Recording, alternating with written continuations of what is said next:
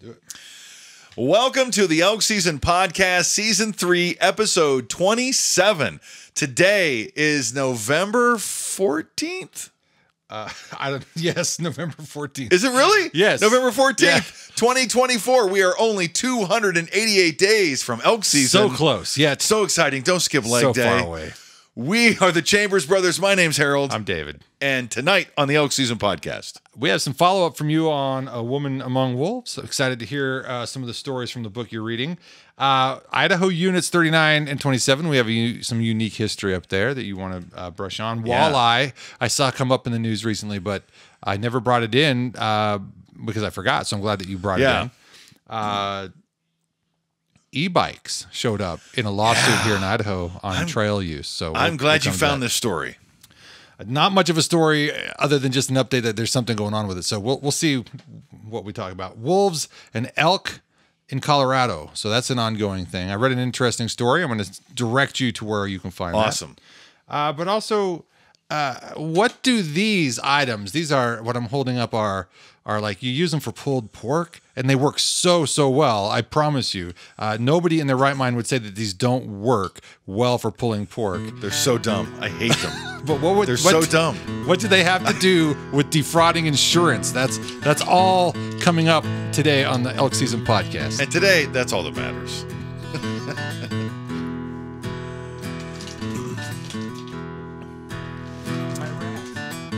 Rats. So I want to start off with talking about A Woman Among Wolves. There's a new book out there. I saw this woman on this woman. I forget her name. I saw this woman. Is it Diane Boyd? Is that who it is? Diane. Okay. Diane K. Boyd. Is that right? Yes. I saw her on the Meat Eater podcast with Steve Ranella, and when we talk about wolves and we talk about ecology, I'm afraid people get the wrong idea about what the Elk Season Podcast is about. Yeah. Which, by the way, I just want to take a minute at the beginning of every podcast and remind you that our enthusiasm is not expertise. Correct. And we are learning, and we want to share that learning experience with you. We acknowledge that archery elk is the greatest outdoor sport in North America. Correct. And it's just a fantastic sport. And my whole year revolves around it. I won't speak for us both, but my whole year really revolves around September. I just love being out there. And there's so many different and difficult things about elk hunting, not just elk. And so the Elk Season Podcast is to keep you pumped for elk season, no matter how many days away it is, or how much or how little time you have to dedicate to it. Yeah, and if that's a hint at where I'm at, and to just keep you engaged, to keep you thinking about elk, and to remind you to stay in shape and don't skip leg day. Anyway, I got back on the elliptical. Did you? Because I don't know why I stopped. So I go out for elk season and I get done. I'm like, well, I have exercise for the whole year. No. So this week I've been getting back on the elliptical, and holy crap, I just feel so much better. It's amazing. Just that cardio, amazing. I just needed it so much. So anyway, yeah. So A Woman Among Wolves. You've been reading this book Yeah. for a couple weeks now. Yeah, this is such a great story.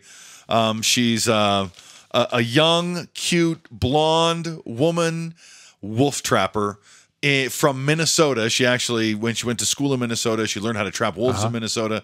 She had to prove herself by trapping wolves and prove herself to very small communities. You and I are familiar with very small communities and how tight-knit they are. And when somebody new comes in, Yep. and you're like, oh, you're a wolf trapper? You're a what? Yeah. Right? So I'm sure she faced quite a bit of resistance.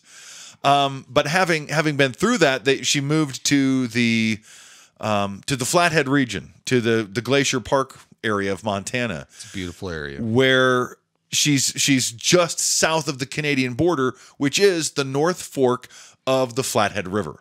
Okay. And she has to keep a logbook every time she crosses the river and give it, either report that she's in Canada or give it to the guards. So after the winter, during the winter time, their guard stations aren't manned. And so she just keeps a logbook and has to give that to them in the spring. Here's every time I step foot on Canadian soil. Yeah. Sorry, I think I have a hair on my thing. They have to cross the river, and really her favorite time of the year is winter because she can traverse lots of space with skis. So they'll go out on snowmobiles and set traps, but they just track the wolves on skis and sometimes snowshoes, and they just find wolf tracks and just follow them. That's for hours on end to see where they might go. And so really what I wanted to talk about on the podcast tonight was a particular wolf that she had trapped and collared. And she was a white wolf, a rare white wolf. White wolves are a little bit more northern, right? Mm-hmm. They have the snow and the adaptation, yeah. Right. So the snow, they're just doing better if they have a white coat. And she tracks it, and so back then the wolves were crossing the river too. So that's why they would go into Canada. They're like, I need to see what these wolves are doing. I need to see when they cross over. So this wolf on her own meets a mate and crosses over the North Fork of the Flathead River and gives birth in Montana. The first time in modern times, in more than 50 years, back in 1980, in 50 years, the first time known wolf pups were born in Montana. And it was this amazing wolf. And they wanted to get a new collar on her. They wanted to trap her and get a new collar on her because that's what you do. The collars only last 2 or 3 years. But she was so distinct that she knew enough of the people when she would talk to them. Hey, have you seen this white wolf with the collar? Yeah, and they're like, yeah. And there's a really good network, and there's a good network of hunting guides in Canada that are like, oh yeah, we try not to shoot the ones. If we're hunting, we try not to shoot the ones with collars on because we know you guys are tracking them. Wolves are hard to trap. Yeah. They're not just hard to kill and hard to shoot, hard to find. They're hard to trap. You just leave a trap there. It took her, I think, 3 or 4 weeks to get her first wolf trap. Wow. And setting dozens and dozens of traps. And so the wolf basically comes into Montana, starts a pack, right? She has an alpha male and she has some pups. Eventually, the alpha male is killed, and she's raising these pups on her own. More wolves come over from Canada and join her pack and oust her from the pack. Wow. I know. So dynamic. Yeah. So there's a new alpha female of the pack. She's going to be the breeding one. So this white wolf goes back across the river into Canada, and she starts howling. Right? After a couple of months, she starts howling, and she has this like long 2-tone wolf howl. And they know, right? Every wolf knows when another wolf howls who that wolf is. Okay. If they don't know, they want to investigate. If you want to hunt wolves, you learn how to howl. Because if you sound like a wolf, they're going to be like, I don't know that guy. Let's find him. And they want to come in on him. Wow. And so she knows. She's seen this white wolf enough. She knows what the howl sounds like.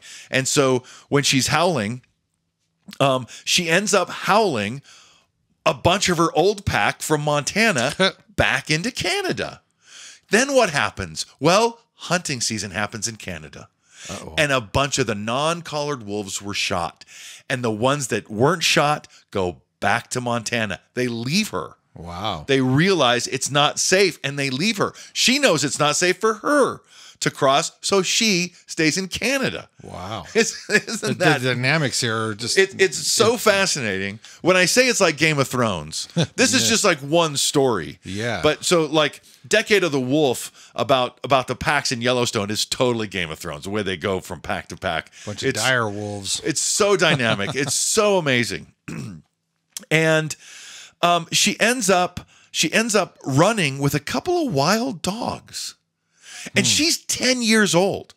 They have tracked this wolf for a long time. Not only that, they've tried to trap her again. She digs up the traps and pulls them out of their holes without setting them. Wow. And then once she pulls them out of the hole, she takes a crap right next to him, saying, "Hey, I know you're here." And she never got trapped again. That's crazy. But she ends up running with a couple of wild dogs in Canada.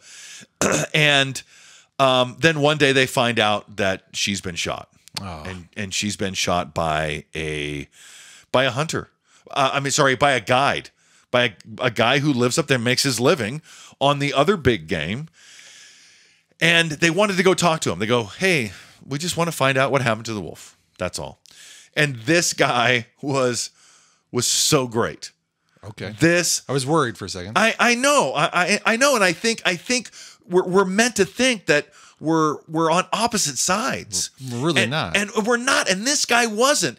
And so she thinks he's on the opposite side, right? When a stranger comes in to study wolves, you think, oh, they're the enemy. They're really not. It's these two sides that really want to work together and understand. And he said, well, I saw this wolf. He was running with the dogs. And I thought about shooting her because I knew they were a nuisance because they were bothering cows. They were bothering domestic cattle. And he goes, but her fur wasn't right. It wasn't a good time of the season. So I just go, I'm not going to shoot her because her fur's not very good.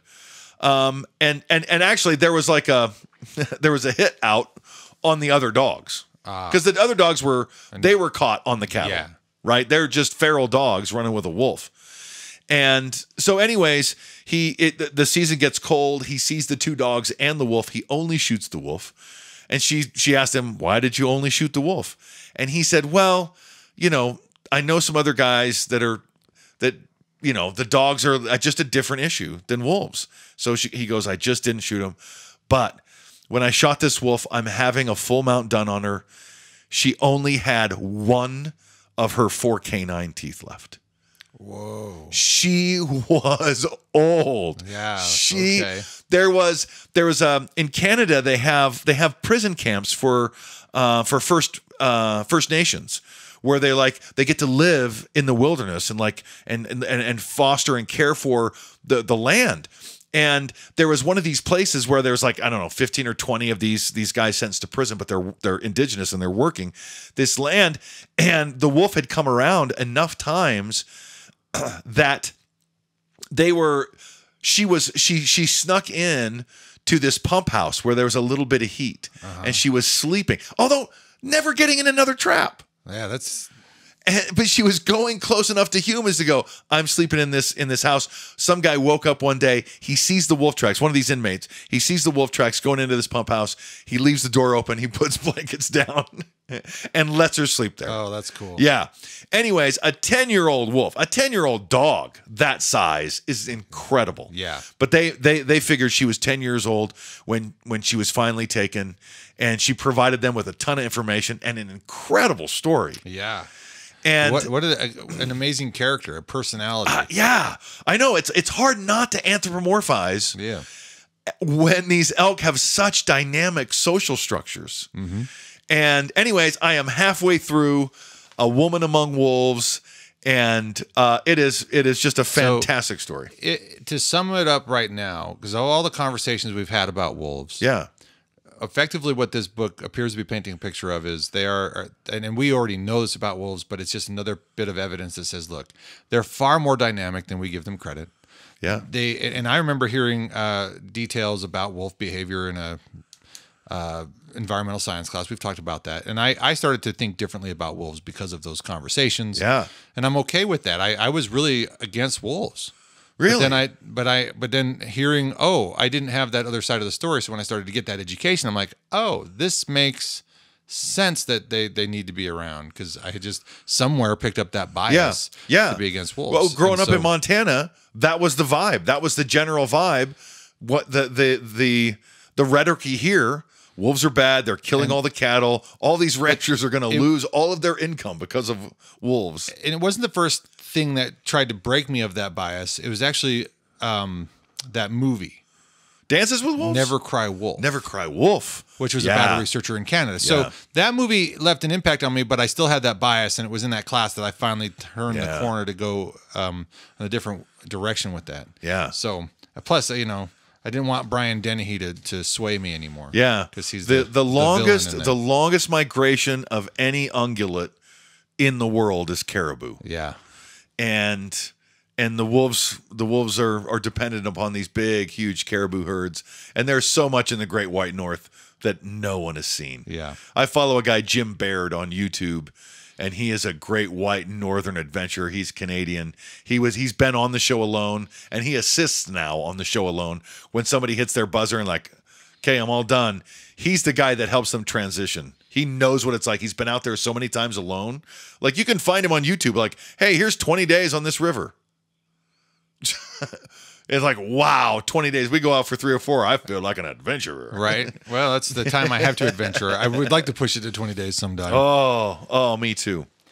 But anyways, yeah, I do remember being fascinated by wolves and hearing about wolves. Growing up in Montana, we knew there were wolves. I had a science teacher in high school who went backpacking and camping in Glacier National Park and talked about wolves. And we were like, hey, do you ever see wolves? He's like, oh yeah, wolves are interesting. Wolves are sneaky. And then, 4 or 5 years later, they're like, hey, we're going to bring wolves back. You're like, oh, wolves weren't here? Yeah. Wolves need to come back? They're going to do an expansion program. Yeah. And a wildly successful one.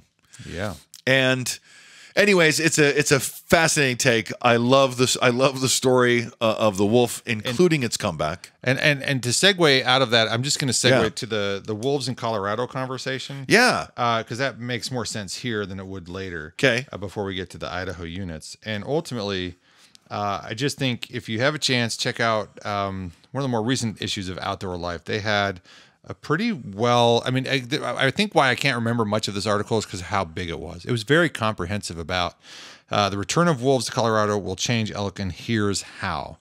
And will change hunting there. Yeah. And here's how. So ultimately the summary, and I think I made my mind up when I was reading it, and that's coming back to me, is that it's really stuff that we've already talked about on the podcast. How is that behavior going to change? How is it going to shape the dynamics? So even though we've talked about it here, we're not the only ones thinking about it. We're not the only ones talking about those types of changes. So if you get a chance, look at Outdoor Life. And we will continue to talk about that as the wolf situation in Colorado develops. Yeah, this was posted, written by Dak Collins, posted on November 8th through the outdoorlife.com. You know what? I didn't find out how Colorado voted on the no predator hunting. I will have to do some follow-up. That was on the ballot, right?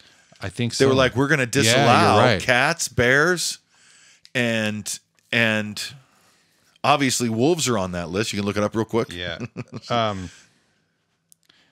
Colorado, it was the Colorado predator hunting.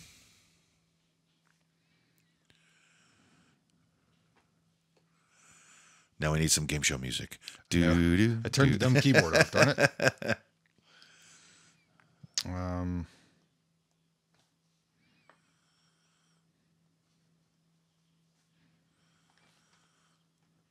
All right.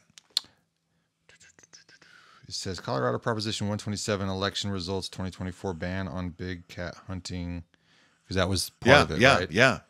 So this was posted November 6th. Okay. So that's the day after the election. Yeah. Voters in Colorado have rejected Proposition 127, which would have banned the hunting of mountain lions, lynx, and bobcats across the state. Good. So the public whose public lands, these are public animals, get to take part in public management instead of waiting till there's a problem and having Fish and Game come in and euthanize animals. Yeah. I like the idea of hunting.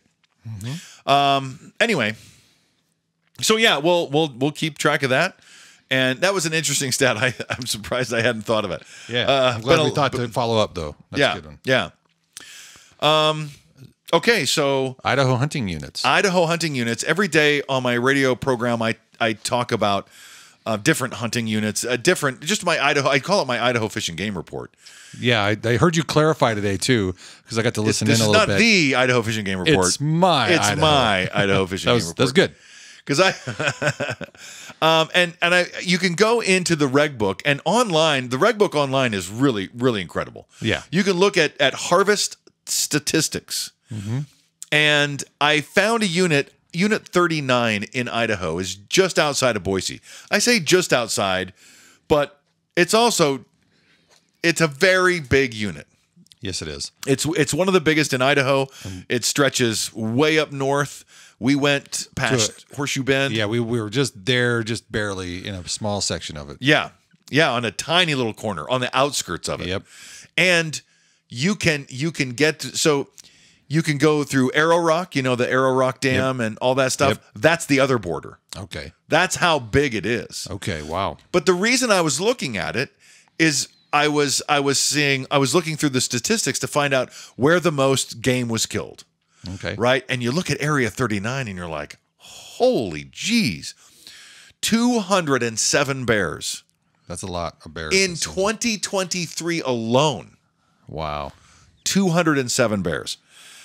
580 elk. That's a lot of elk. Were killed in Unit 39 and over 1,800 mule deer. Wow. And that does not count special hunts. That's just the over-the-counter general hunting season. That's cool. That's incredible. So a couple of things about Unit 39 is it's in old gold country. And it's still gold country up there. And because of that, there's roads everywhere. All kinds of roads. Roads you can walk on, roads you can e-bike on, roads you can drive on. Yeah. All that stuff. And and it's very, very close. It's very proximal to the Boise micropolitan area, which is Boise's a metropolitan. You think it's metropolitan? Oh, yeah. It's more than 500,000 people live. Believe it or not, Twin Falls area is designated metropolitan. Is it micropolitan? Okay. No, metropolitan. All right. I know Boise. Boise's like one of the 100, pretty close, about one of the 100 biggest cities in the United States. It fluctuates every day, I'm sure. But there's a lot of people that hunt there. Yes. A lot of people from there that hunt. And one of the closest sections is, like we went up, our no-bake cookie episode was past Arrow Rock. Yes, yeah. Sorry, now I feel nauseous. And that's just based on a memory. And the memory we had of the truck freezing up was way somewhere else in another area. Mind of you, 39. it was coagulated up technically. Yes. Because you made your own biofuel and it got too cold and it gelled up. Yeah. And then, but you taught me something about, a heat convection and physics of, I was nervous to put any hot coals under your truck. It's going to explode. Like my brain went to there. But then you're like, no, dude, it's heat convection. It's different. And I'm like, It'll be okay. It'll be okay. Yeah. And it was. And we made it home just barely. And another good story, but that was out of Section 39. Yeah. And some of the first deer I ever saw. If you go out of Boise, you can climb out of Boise to Bogus Basin, which is a ski resort just outside of Boise, and keep going. There's roads behind it that just keep going. And I have gone out those roads and come back mountain home. Yeah, I mean, crazy. I have. And so some of the first mule deer I ever saw in western Idaho was in Area 39. So Area 39 is really interesting. And I encourage anybody to go hunt there. Looks like fun. If we ever get another chance to get out there, I'd go back out there. We haven't done it yet. Yeah. So. And then Area 27. Yeah. And I believe Area 27 had CWD management restrictions last year. No. Or was that 39? Maybe Area 7? No, there was something lower in the Boise area, but anyway, not Area 27. The reason that Area 27 stood out to me in the reg book harvest statistics was that it had the highest percentage of harvest for archery elk hunters. Okay. It's usually 10%. 10%, but this place was 40. Damn. Okay. Hold on. 6 animals were taken. Gosh. Only this area. This is what I like about this. This Area 27 is so remote. Yeah. Only 14 people hunted it for archery elk. Wow. That sounds like a challenge. Right? But I can tell you where the borders are. Some of the borders are the Yankee Fork Dredge. Okay. Yeah. We've been down that road. That's some wilderness, right? Yeah, Where's the other one? Dagger Falls. Okay. Yeah. You've been near there. Right? Yeah. That's how big that area is. Way up out of Stanley to one direction, way up out of Stanley towards Chalice in the other direction, and deep in the central Idaho mountains. Yeah. Okay.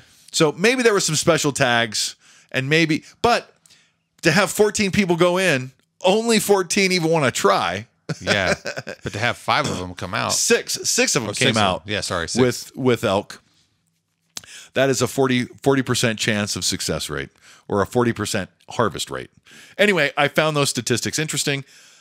take them for what you will. I had a friend text me today. Hey man, I'm going elk hunting. I go, where are you going?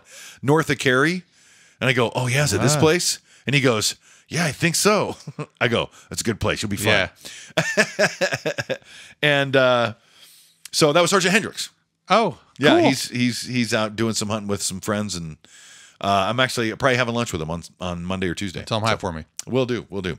Anyway, so that was the Idaho hunt units. I find that stuff fascinating and fun. So and it reiterates points that we make here. Know your reg book, understand, read, and you learn. I mean, yeah, we have it, and I'm guilty of this. I have a tendency to just stick to the places I've gone. I don't really explore past that. And really, you're setting an example for me and a lot of people. It's okay to read the whole book and explore more and try to learn and understand not just your area, but your state, because these zones they're not, what would you say? They're not siloed from each other. They're connected. And so what happens in one can impact another. So it's just good to know what's going on as much as you can. If I remember correctly, where you and I usually hunt, the unit you and I usually hunt, the success rate for archery elk, or the harvest rate, was about 15%.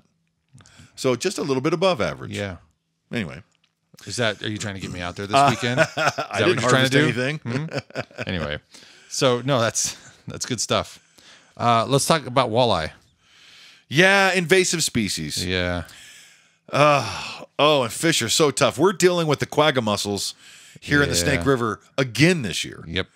And the quagga mussels came in from somebody else's boat, and they just spread like crazy. They damaged the ecosystem. You have to poison everything to kill them. You have to kill everything. I went down to Centennial Park just to drive down there yesterday, and it's such a different place because of this quagga mussel thing. They have rearranged things, they've repaved, they've got special places for you to pull in to get sprayed off, to get decontaminated, and it's kind of intense. It was not busy last night because it's not boating season, but there's signage everywhere, and it's clear that they have it set up to make sure that you are clean coming in and clean going out. Yeah, and it's fun. You see all these boat check stations as you travel, and you think, well, what are they doing? Well, aquatic invasive species are really hard to track. Right? They're hard to keep track of, and this is one of them. This is a walleye, right? Yeah, the walleye are moving up, which are extremely aggressive, and they're a great sport fish. A lot of people like them, and unfortunately, they've been introduced a lot of places because of that sportsman. But that's part of the problem with a lot of invasive species. Yeah, I've seen these walleye hit frog, top lure frogs, and they can swallow a good sized frog. It's crazy, and they're very aggressive, and they go after the trout babies. Yep, and really decimate them. So, is there a cash reward? Does it say? Does it say there's a reward? Let me pull that back up. Sorry, because there are places in Idaho you can catch fish for money. There's quite a few places. 4 or 5. But. Wake up. Let's go. Why? Okay. There we go. Alarming rates. Harvest any walleye they catch in Idaho salmon, steelhead rivers. Report location and size of the fish to help the fishing game better understand the species. So it's more or less, hey, when you catch, let us know. Yeah. So if you're out fishing, where is that on the Snake River? Anywhere below?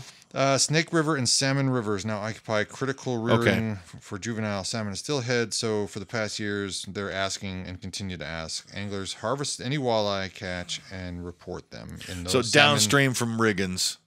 Yeah. Then I think that's where the Salmon River comes into the Snake. And take a photo, contact Idaho Fish and Game, let them know where. Okay. There you go. Help out the fishing situation. I know they removed a dam. We haven't talked about the dam removal on crap. I know it's in Oregon. Yeah, I think Washington. Or Washington. It's a tributary of the Columbia. Yeah, they or it was on the Columbia. I'm thinking of a different river. Anyway, somewhere they removed 4 dams. Yeah. Over the last. Is that it? I think so. Yeah, okay. Yeah, that's something fun to watch. We'll have to check into that. And they're looking for the salmon to return there. And they've been having success already, I think, or something like that. Yeah, I've seen some positive reviews. Next time I see one of those stories, I'll make sure and snapshot it and bring it into the podcast. It's hard to remember to do that. Sometimes I remember, sometimes I don't. Yeah. Sometimes when I do remember, I forget to make better notes than like today. My additions to this podcast are minimal because I just don't remember everything I read. But if we can, we just go to one of them because it is something we've talked about, and it showed up more or less in court. E-bike usage on Idaho trail system subject of lawsuit. So conservationists sued Department of Interior, Bureau of Land Management, and other state land management agencies over e-bike usage on sections of single track trails in the Sun Valley area. Okay. So we'll monitor and see if we learn anything else about all of that. Did it say what the issue was? That's what I tried to front load there. I don't remember. Yeah. I mean, single track means that it's okay for motorcycles, for 2-stroke, right? 4-stroke, loud, noisy, smoky, smelly, hot motorcycles. Yeah, I don't know. That's for single track. I don't know why you wouldn't allow an e-bike to be on single track, or is it just dangerous because if it's an e-bike, mountain bike, it's different than having the full power of, say, a motorbike? Maybe it's too quiet. People can't hear it. I don't know. I would like to know what the what the issue is. I'll try to remember to follow up on that. But there's different classes of e-bikes. Yeah, there is. So, and I would love an e-bike. I mean a dirt bike. I mean like motorcycle. I don't want to pretend I'm pedaling it. Okay. It's got a battery and some motors. I want to be screaming along. Okay. They look fun, right? And I've always loved motorcycles. Mm-hmm. And you see jet skis and side-by-sides and motorcycles, and you're like, well, the young man in me really wants to get in there, but the old man in me is yelling, "Turn it down!" They're so loud. It's like going to a concert. It's obnoxious. It's just like, why make them so loud? That jet ski, we went fishing one time, and there's a jet ski on the lake, and I'm like, I want to leave the lake because of him. Yeah. It was so loud. So anyway, I don't know what the issue is and the different classifications of e-bikes, but that lands us on our last conversation topic. Yes. The awesomeness that is pulled pork claws. Yeah. You really like your pulled pork claws. I'm just trying to goat you a little bit. Yeah. That's all it is. Do you really like them? I actually do like them for that purpose because I'm lazy to do what you do, but I know what you do, and it's probably just fine. So I could probably do a hybrid, right? And put my gloves on and use the claws, but if I have the gloves on, I'll just use the gloves. Right. The claws, when I grind up the pulled pork, when I shred the pulled pork, my knuckles get in the meat. My knuckles get all hot. Yeah. Right. I can't get to the bottom, and so anyway, I think they're stupid and useless and dumb. Unless you want to defraud your insurance company. Unless you want to, yeah. And exactly. what you got to do is you buy a realistic looking bear costume that doesn't have real claws. Realistic, not ick. Yeah, you'll see in the image. So I was sorry. It's just I know. Last week we showed bears opening doors. Yes, bears get into cars. We know they do. And so when I saw this, that's all I could think of is what we talked about last week. And this is a human dressing up as a bear to get into the car so that they can ruin the car so they can claim insurance. And give us a quick demonstration. How would they ruin the car? So in one with some bear sounds, please. So they're climbing in the car with these things in their paws, and there's an image of the seat where they've just stabbed the seat. That was a good bear sound. Thank you. And then they just pull it back. A bear's claws wouldn't be that symmetrical. Yeah, that's pretty symmetrical. It looks kind of like a 3-hole punch, but a 6-hole punch, in the seat. It's pretty obvious it's not a natural bear claw, at least in my humble opinion. And I've had lots of bear's claw on my seat. Yeah. And lots. Take that for what it could be. And so anyway, it's just kind of goofiness. People being, incorrect with the way they approach things. Yeah. To take money they don't deserve. It just made me laugh because a good follow-up. That is funny. And my wife bought me the claws because I do a pulled pork a week. I always have smoked pulled pork in my fridge. You're holding out on me. Like you come always. over once a week and you don't have? I know, never. It's always in the fridge. I thought everybody had some. If you have a smoker, you should have pork in the fridge. Oh, I see how it is. Yeah, you should be offering it to me. I'll settle for a beer. Wow. Anyway, but yeah, not everybody. It's to each their own. I just wanted to goat you a little bit on it. So, all right. Well, that makes we'll be back. We'll be back next week, right? And then the next week, the week after, is Thanksgiving. Yes. Yeah. Oh sorry. my. So we should. I was worried. Thought maybe I lost audio. Yeah. So next week, and then a break, and then we come back and start finishing out the season. The year, the season just began. No, the season of the podcast. I know. So to speak. But yes, you're right. We should start the podcast. The first season, the first episode of a season should be the first podcast after September. Yeah. Well, it's too late now. We're 3 years into it. Yeah. All right. Have a good week. Cheers. Goodbye. In the morning light, before dawn, bow grip tight, heart beating strong. Through the forest, ancient giants roam. In the land where the wild calls me home. Through the whispering pines and the autumn breeze, driven by the chase, crisp air I breathe. With every step I take, earth beneath my feet. In nature's beauty where the hunter and elk meet. The mountains rise, kissed by the sun. In September, where I belong. Bugles echo loudly through the veil. A symphony of an ancient tale. Through the whispering pines and the autumn breeze, driven by the chase, crisp air I breathe. With every step I take, earth beneath my feet. In nature's beauty where the hunter and elk meet. Silent as the morning mist, I travel on with careful grace. Every shadow, every sound surrounds me in this wild embrace. The challenge and the thrill, the patience and the skill. In the dance of life and nature, my heart's forever filled. As the sun sets, shadows long and deep, I find my place with the memories I keep. The chase and the beauty of a day gone by. Deep in the mountains, my spirit cries. Through the whispering pines and the autumn breeze, driven by the chase, crisp air I breathe. With every step I take, earth beneath my feet. In nature's beauty, out where the hunter and elk meet.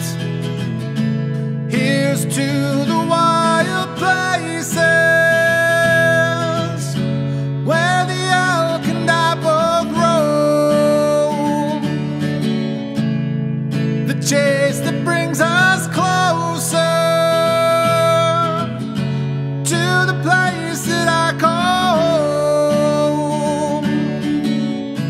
In the stillness of the forest, in the grandeur of the land, I am one with nature's wonder, with my bow here in my hand.